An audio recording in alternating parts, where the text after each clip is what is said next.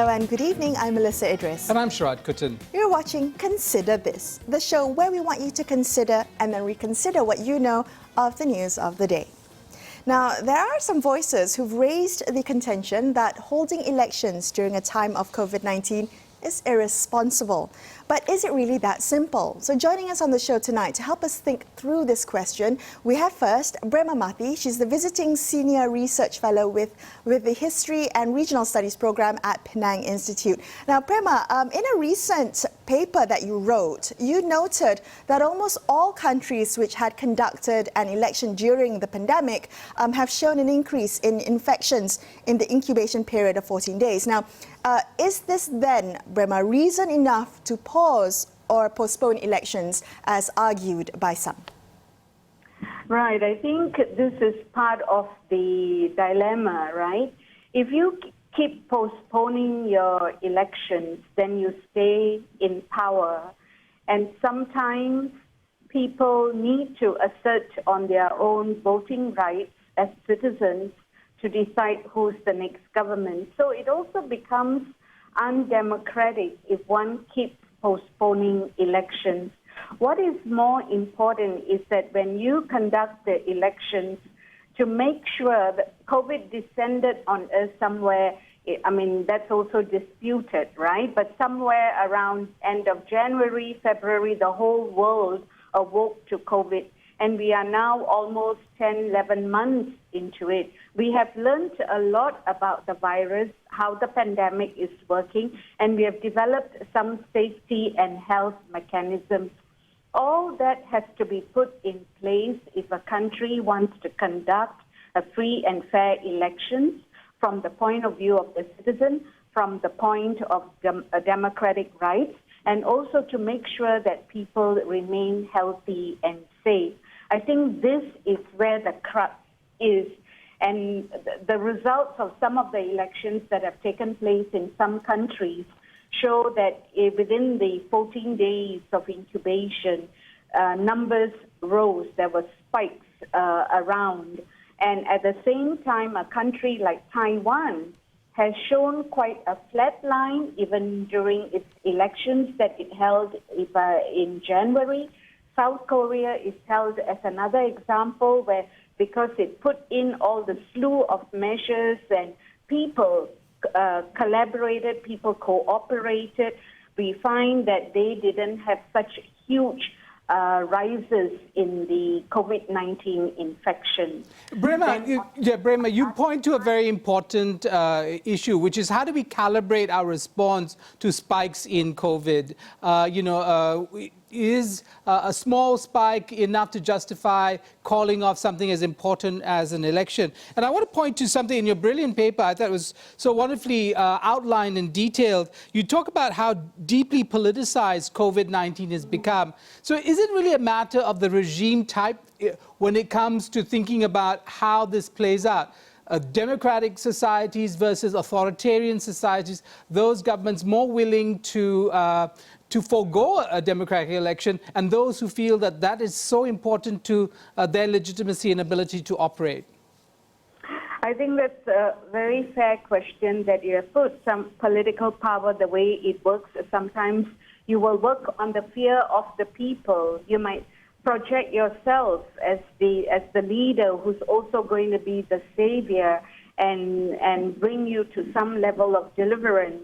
If one were to listen to U.S. President Trump right now, he's already advocating that the virus, it's okay if you get the virus, we'll develop a herd immunity, and therefore no problem, you can come to my rallies and you can be there without your mask. Look, I'm not wearing a mask. Look at all the communication projections, the campaigning, the messaging. I think that is part of the whole danger of how having elections to suit your own purpose can derail people's health. And yet, in wherever that he has held the rallies on Voldometer and other instruments, the number of cases by states have escalated astronomically. So there is a causal relationship. But nevertheless, as you have put it, Sharaad, we also have to recognize that in certain countries they will use that point in time to say, we have to move to the next level, and therefore you've got to give us the power so that we can move to the next level. Right. And one case in point that I mentioned in the paper is Russia's Vladimir Putin. He postponed and then he held changes, and now he's going to be the president till 2038. Right. Braema, you mentioned, you cited some best practices, learning from the recent elections in South Korea and Taiwan. And I'm wondering, what's stopping Malaysia, for instance, in adopting some of these best practices that we've seen in these countries? Yeah, I think that's, thank you. I think that's crucial. I think we all have the basic health and safety measures, and I think it was good that both of you all interviewed an infectious diseases specialist recently, and I was listening to that. Everyone is saying the same thing, the masking, keep your hands clean, sanitization, surfaces, etc. There are also there are also new things surfacing about how long the COVID-19, whether it has even mutated, and how long it can survive on certain surfaces, and therefore constant sanitizing of our hands are all important. That's the basic first level. But to have a nationwide elections, which is, I think, up and coming for Malaysia by the population size, by the different states, bearing in mind rural communities. I mean, Sabah is a good example of urban versus rural. And everyone who believes in the stake of their country and their own personal stake will want to go and vote. So rural, urban communities, crowded. COVID-19 has shown us that it is prone to infect people who live too close to each other, crowded accommodation, etc. So we do know all the touch points by now over the last 10 to 11 months. Vulnerabilities, many people within one household. So if we really want to do a tight approach to an election, these are the factors, the basic first year. Second, how we zone people to go, citizens rather, so that they can poll by zoning, and therefore the whole process of free and fair rises to the top, that whatever one does in terms of a schematic approach of running the elections, one has to ensure that it is free of corruption, it is done fairly, it is done transparently. All polling centers, the more polling centers you have, the better. You diffuse the population into many different areas. That is fantastic. In South Korea, they even had wash basins, in some of the polling centers. Okay, Braema, can I just sort of interrupt you there? Because it's good that you lay out some of these things, and your detailed analysis of the recent general election in Singapore is a case in point. You speak about the Elections Department of Singapore putting in place a range of SOPs, including, having vulnerable groups say out. But you also talk about the failures. So there were many failures in the Singapore example. And I wonder if this goes back to institutions, how strong certain institutions are, like, the Election Commission of Malaysia or any election commission in any of these countries being able to either innovate or carry out their creative responses to the pandemic. Okay, I will just finish up that to link up to you, because both are connected in what you are asking me. I think the Elections Commission, the Elections Department in the case of Singapore, has to work its way through thoroughly to put in the different measures, have many folks on site, polling agents, enforcement officers, etc., so that people follow, you can guide people, etc., so that you reduce the risk of infection. Coming to the next point that you raised, despite all the efforts made by the Elections Department, perhaps were they a bit overzealous, that they wanted people by identity to remove the mask, show that your photograph matches the identity card, put back your mask, sanitize. walk to the polling booth, use a special pen that you are introducing new technology. It makes life easier, really, but new technology may impede people from doing it faster. So in the end, what happened was that for the first time in Singapore's history, the whole thing did not end on time, and the elections department had to extend the hours by the deadline by 2 hours. But they apologized profusely and said that they will conduct a thorough investigation. Braema, Braema, those are, that's when voters are at the polling booth on polling day. I'm wondering, even before that, you mentioned fear a little bit earlier. One of the biggest concerns in holding elections during a pandemic is that it could result in lower voter turnout. So even before people get to the voting booth, they refuse to go for fear of the virus. Now, how would electoral management deal with that? Right. I think in countries where voting is mandatory, for example, like Singapore, most people did turn up. Yet we had quite a number of overseas voters, and Singapore only had 10 polling stations, and we have many people overseas, and not even a polling station in any of the ASEAN countries. So a lot of people also could not vote. Compare that to Croatia, that had 104 polling stations for its population of 100,000 that were outside of the country.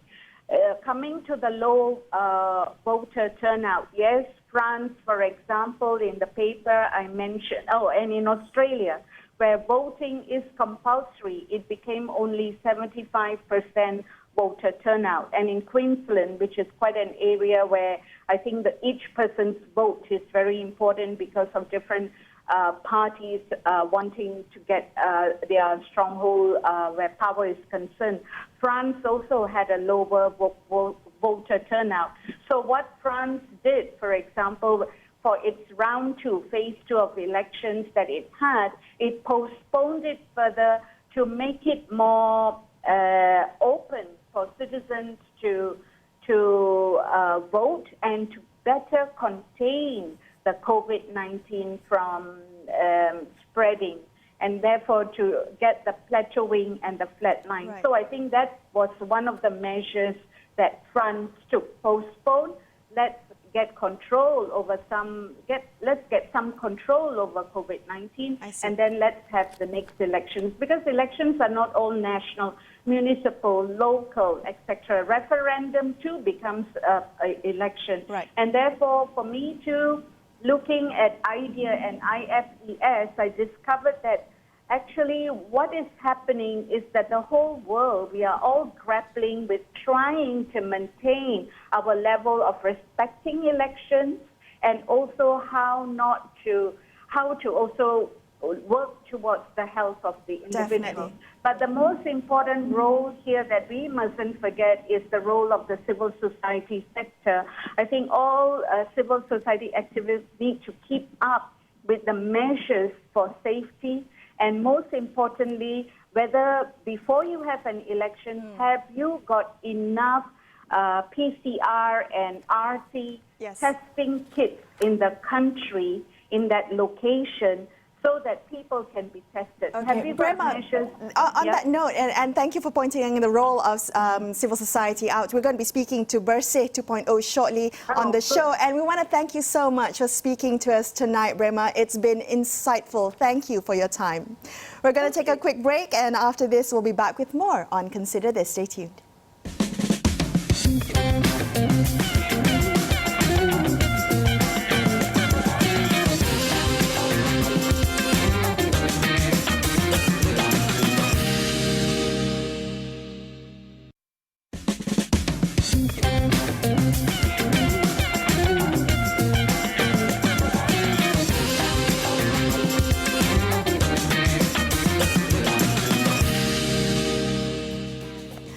I thank you so much for joining us. If you've just joined us, you're watching Consider This. I'm Melisa. Idris. With me is Sharaad, Kuttan.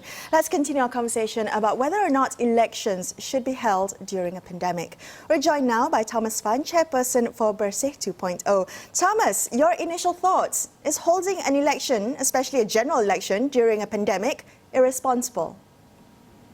Well, I mean, it's definitely not a good idea. If you can avoid holding an election at this time, it should be avoided.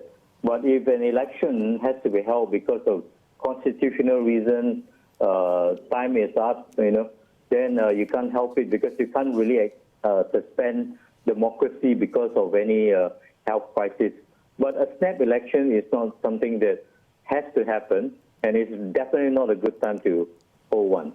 So, Thomas, sounds like, we get into the fuzzy area. What is the threshold for what is necessary in terms of the legitimacy of a government versus something that might be solely in the interest of the political party or political parties involved in the game? But where do you stand when it comes to the current, crisis that we have over the question of the legitimacy of this particular government and the real possibility that in trying to effect change, that a snap election might become an inevitability? Do you think that is irresponsible, or is that legitimate? Well, I think from the very start, Bersih 2.0 has stated very clearly that a snap poll or any sort of a change in government at this time is not going to bring about stability or legitimacy, because the same government that is returned at the election can also collapse, because quite likely it will still be a hung parliament, because you just have to see the Sabah state election.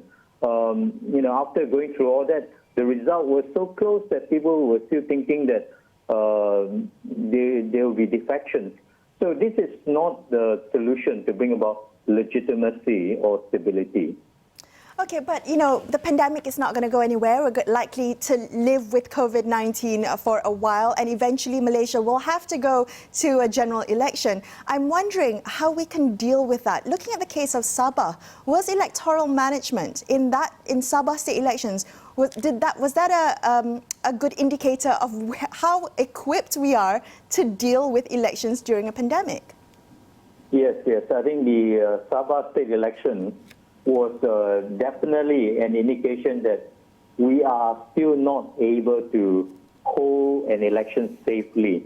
Maybe we can do it in a by-election because it's a much smaller election. But in a state election, we can see the outcome of that. COVID is now seeing the second wave, much bigger than even the first.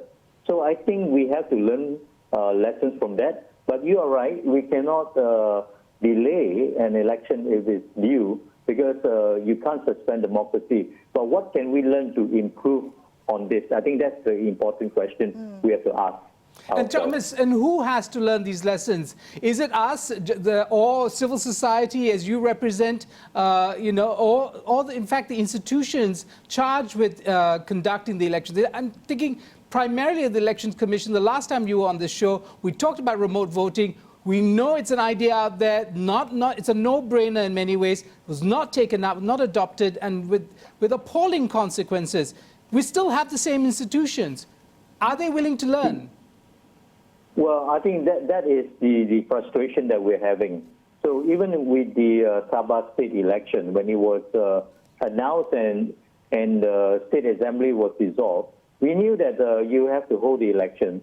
But we call on the Election Commission to allow postal voting for out-of-region Sabahan who are residing, especially in Peninsula or in Sarawak, to be able to cast their vote without the inconvenience of flying back or the cost of flying back just to vote. But now, seeing that the outbreak is going full scale right now, I am calling for postal voting for everyone. The process has to be in place, because now the pandemic is on. Postal voting should be made available to anyone who wishes to cast their vote safely from home. And I think we can learn from the U.S. presidential election that is going on right now. Right. Most of the states are offering postal voting, and by now, I read 23 million have already cast their vote by post. Certainly, this is not rocket science. It is totally doable. But Thomas, is there legislative room for this to happen? Is there room for the EC, legislatively speaking, is there room for the EC to innovate and adapt in this way? Well, legislation is the least of the barriers, because I think, if I'm not mistaken, I'm pretty sure, it's just a matter of regulations amendment to the regulation, not even amendment to any act. And this is something that EC can do very quickly and very easy to allow for postal voting for a larger category of people beyond overseas voters, but they could easily extend to out-of-region voters or even voters who are at risk due to the pandemic. Those above, say, 50 years old would qualify, for example. And that, I think, would reduce the crowding on polling day.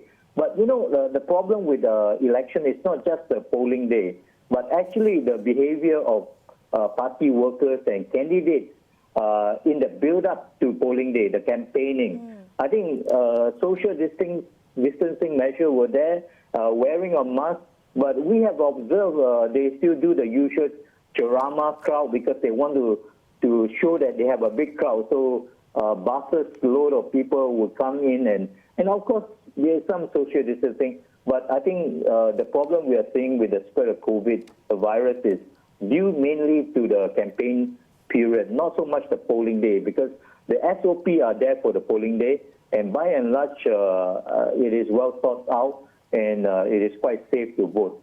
But by offering postal voting, you will reduce the need for people to come out on polling day. So it is incumbent. Thomas, because we have a new head of the election commission after the previous one stepped down to become Speaker of the House. Has Berita been in touch and in conversation with the new leadership at the Elections Commission? Are they open and receptive to new and innovative ideas to resolve the management of an election under the pandemic? We had a very open relationship with the previous chairman and the team. We could always just ask for an appointment and meet up with them to discuss on issues to improve the electoral process. But with this, the appointment of Dato' Ghani, we wrote in officially to request for an appointment to have a meeting with him. Basically a courtesy call, but also to talk about perhaps some of the outstanding areas that we can work together to improve. But we have not heard back from the EC at this point. So I don't want to say that they are not open, because we have not heard back yet. How long has it been, Thomas, since you wrote? It's about 3 weeks ago. I think 3 weeks or 1 month ago we wrote. So Thomas, then where should the collective will come from? Who should be pushing this? Is it just CSOs like Berita 2.0? As civil society, we are pushing from the outside. We try to be constructive, and sometimes we are critical when we think that there's really a lot of room for improvement. But the real pressure will have to come from actually the government of the day. Because I think, like it or not, the EC, as it stands right now, is not truly independent.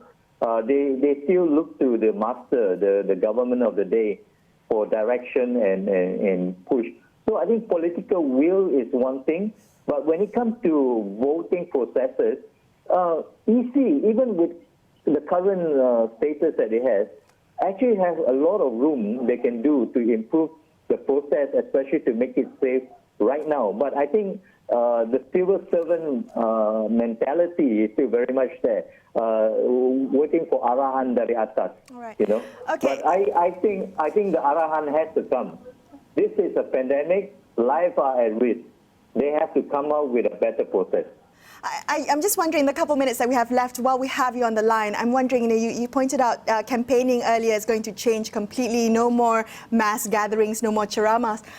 What about, for instance, rallies, planned rallies, peaceful mass gatherings in a time of pandemic? Is that over?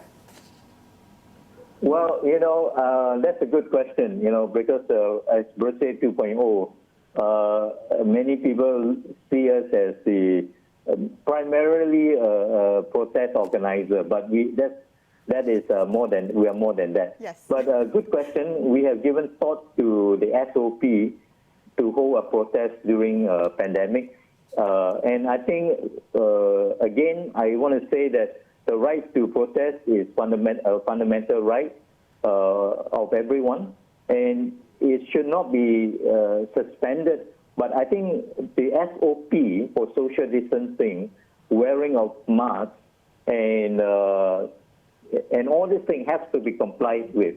And I think the government, the authorities could actually facilitate it to be conducted peacefully. Right. So that there's no risk.